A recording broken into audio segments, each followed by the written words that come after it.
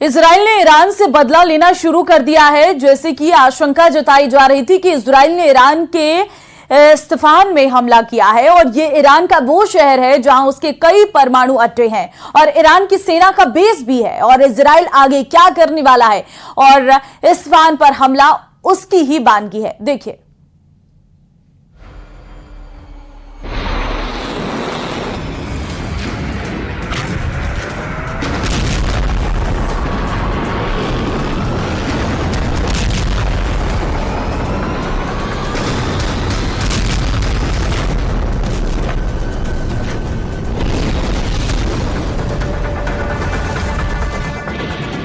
आखिर वही हुआ जिसका डर था।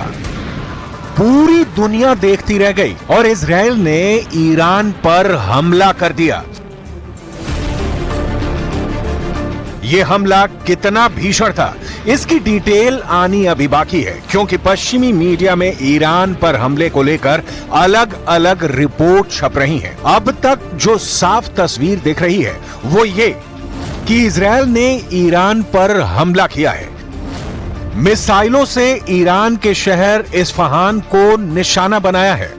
अब सवाल है कि इस्फहान ही क्यों बना इजराइल का बदलापुर। सबसे पहले यह बात बहुत ध्यान से समझने की जरूरत है कि ईरान और इजराइल दोनों परमाणु शक्ति संपन्न देश हैं।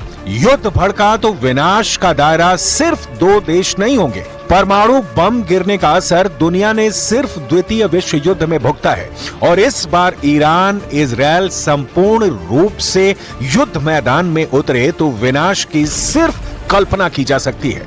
बहरहाल इजराइल ने ईरान पर हमला कर दिया है और बदलापुर बनाया है ईरान के शहर इस्फहान को। तो यहां इस्फहान को क्यों चुना गया, उसकी डिटेल देखिए। इस्फहान, तेहरान और मशाद के बाद ईरान का तीसरा सबसे अधिक आबादी वाला शहर है। इस्लामिक रिवॉल्यूशनरी गार्ड कॉर्प्स का प्रमुख सैन्य अड्डा है। इस्फहान में कई न्यूक्लियर प्लांट हैं। ईरान का सबसे बड़ा यूरेनियम प्रोग्राम भी इसी जगह से ऑपरेट होता है। इस्फहान में ईरानी सेना का प्रमुख एयरबेस भी है, जहां ईरान का सबसे बड़ा जहाजी बेड़ा है। इस्फहान में US made F-14 Tom cat लड़ाकू विमान है, जो ईरान को 1979 के इस्लामिक क्रांति से पहले अमेरिका से मिला था। इस लड़ाकू विमान की रफ्तार 2485 किलोमीटर प्रति घंटा है।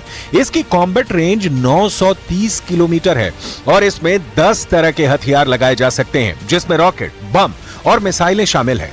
इस्फहान पर हमला कर इजराइल दुनिया को लाउड एंड क्लियर मैसेज देना चाहता है कि वो ईरान की रीढ़ की हड्डी तोड़ने में सक्षम है। कई एक्सपर्ट ने पहले ही आशंका जताई थी कि नेतन्याहू ने ईरान के परमाणु कार्यक्रम को डिरेल करने का मन बना लिया है और इसके लिए सबसे आसान रास्ता इस्फहान शहर को टारगेट करना है।